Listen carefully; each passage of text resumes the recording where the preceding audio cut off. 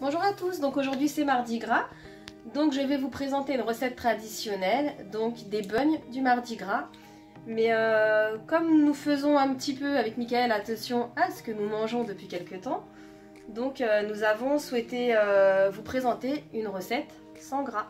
Donc j'ai un petit peu fait mes recherches et j'ai trouvé une recette qui me paraissait plutôt pas mal sur un site qui s'appelle Healthy Food Création. Je ne sais pas si ça se prononce comme ça. Et du coup nous avons été chez Natureo et nous avons été chercher les ingrédients. N'hésitez pas à liker la vidéo si elle vous plaît et si vous êtes nouveau sur la chaîne, à vous abonner et d'activer les notifications pour ne rater aucune de nos prochaines vidéos. Allez, on commence! Donc pour cette recette, il vous faut 130 ml de lait d'avoine, il vous faut 350 g de farine, et pas n'importe laquelle, type 65 ou type 80, je sais pas trop à quoi ça correspond.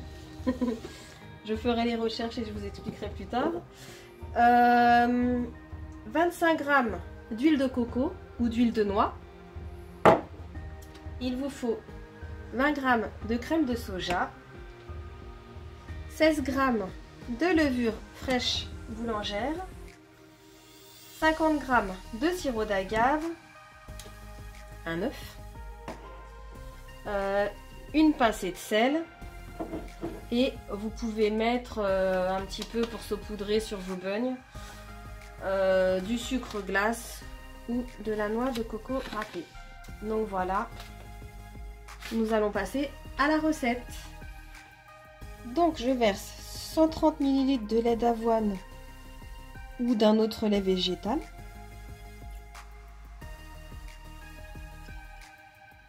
Que je vais chauffer au micro-ondes. Donc je l'ai fait tiédir au micro-ondes 1 minute à peu près. Il doit juste être tiède, pas chaud, pour pouvoir diluer la levure. Donc là je mets les 16 g de levure dans le lait.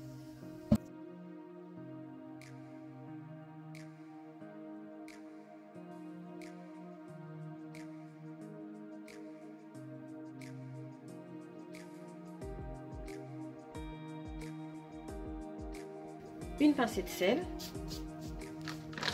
350 g de farine, donc je mets mon œuf,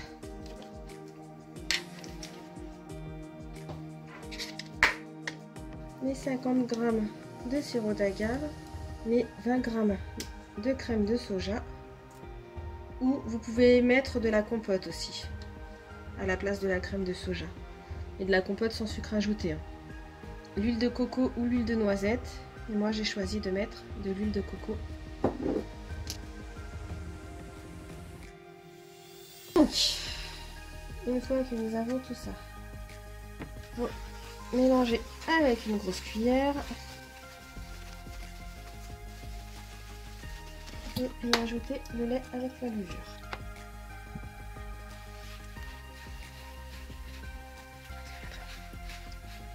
Bon, ensuite il faut pétrir à la main.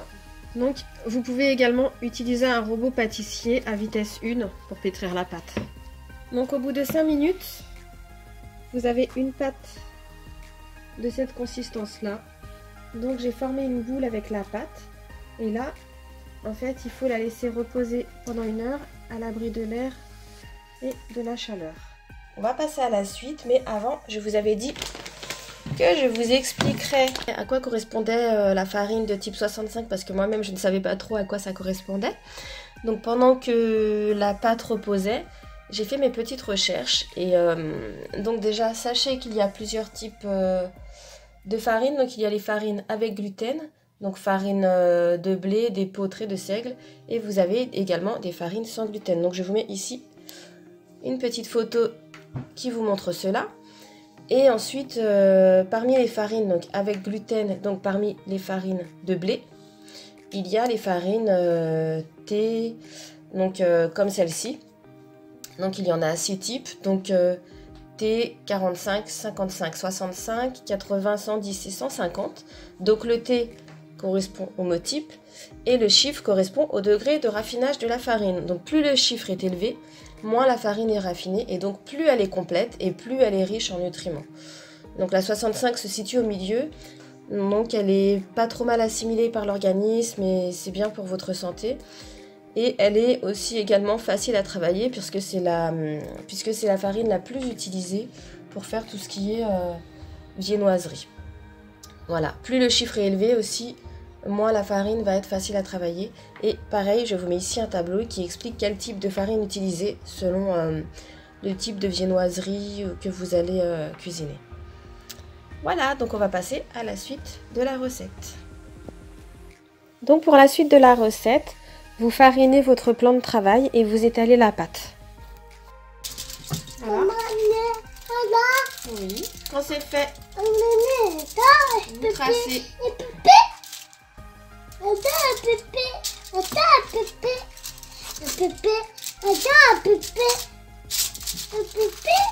Des losanges.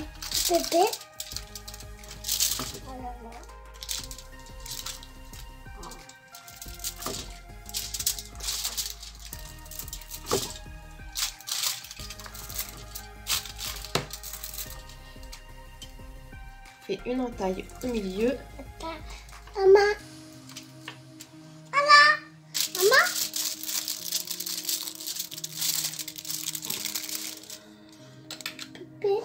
Hop.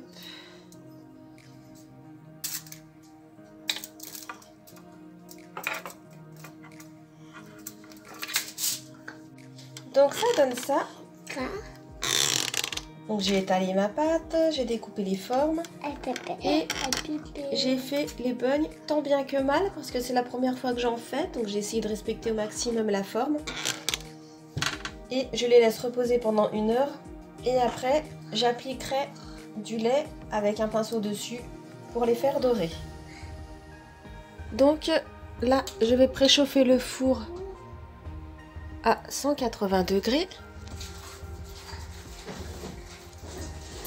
Ensuite, je recouvre les begnes avec du lait qui va permettre de les faire dorer.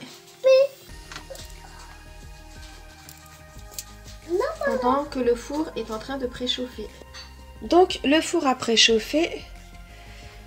Je mets les begnes au four pendant 9 à 10 minutes à 180 degrés.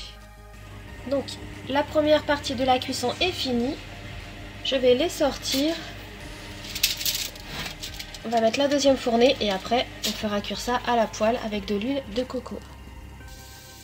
Ensuite, on fait revenir les begnes quelques minutes à feu moyen à la poêle avec un fond d'huile de coco. Et enfin, une fois que vos begnes sont cuits, vous pouvez les saupoudrer de noix de coco râpée ou de sucre glace. Et voici le résultat des begnes un peu plus légers que des begnes traditionnelles. Donc il ne faut pas en manger tous les jours parce que c'est pas non plus repas régime, mais c'est beaucoup plus léger que des begnes ou bugnes, je sais pas comment on dit, que des bugnes traditionnelles. Voilà, donc Jordan, tu vas en goûter un? Et papa aussi. Mika, Jordan, vous allez goûter les bugnes? T'es prêt? T'en choisis un? Il y en a des tout petits, tu sais, Jordan. Tiens, regarde. Le plus gros. Il y a un tout petit là. Ah, tu veux pas le petit pour goûter? Alors, c'est comment? C'est bon? C'est bon? Ça sent la noix de coco en tout cas. Ouais.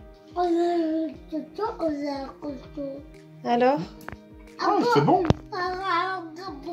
C'est bon? C'est bon. Voilà, la vérité sort de la bouche des enfants. Vraiment... Bon bah, j'espère que cette petite vidéo vous aura plu. Moi, je suis à fond dans la dégustation, c'est super bon. N'hésitez pas à nous mettre des commentaires hein, si vous avez besoin de conseils ou si vous-même vous avez fait la recette et que vous trouvez ça bon. Et si vous n'êtes pas encore abonné à notre chaîne, n'hésitez pas à vous abonner, ça nous fera toujours plaisir. Allez, à la prochaine. Bye bye.